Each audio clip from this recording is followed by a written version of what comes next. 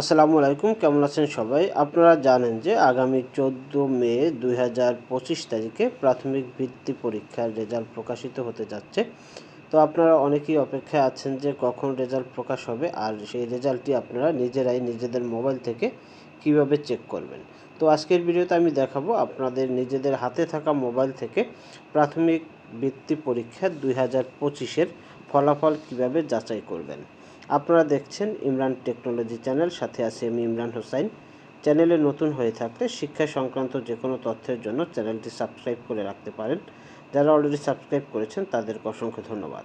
তাহলে চলুন আমরা দেখে নিই যে প্রাথমিক বৃত্তি পরীক্ষা 2025-এর ফলাফল আমরা নিজেদের মোবাইল থেকে কিভাবে ডাউনলোড করব বা যাচাই করব। তো ফলাফল যাচাই করার জন্য আমাদেরকে আমাদের মোবাইল থেকে গুগল ক্রোম ব্রাউজারে যেতে হবে, অথবা আপনি আপনার সুবিধা মতো যে কোনো একটি ব্রাউজারে যেতে পারেন। এখানে আমরা লিখব ডিপিই লিখে সার্চ দেব।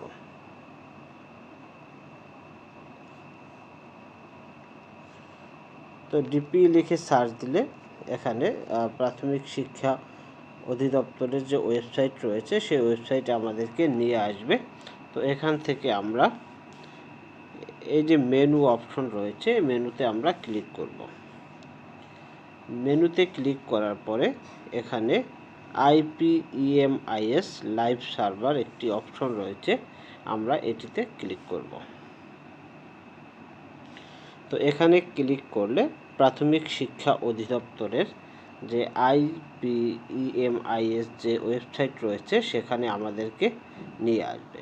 তো এখানে আসার পরে আমাদেরকে আবার যে কর্নারে তিনটি দাগ রয়েছে, এই উপরে দাগ তিনটির উপরে ক্লিক করতে হবে। ক্লিক করার পরে এখান থেকে আমরা রেজাল্টে ক্লিক করব।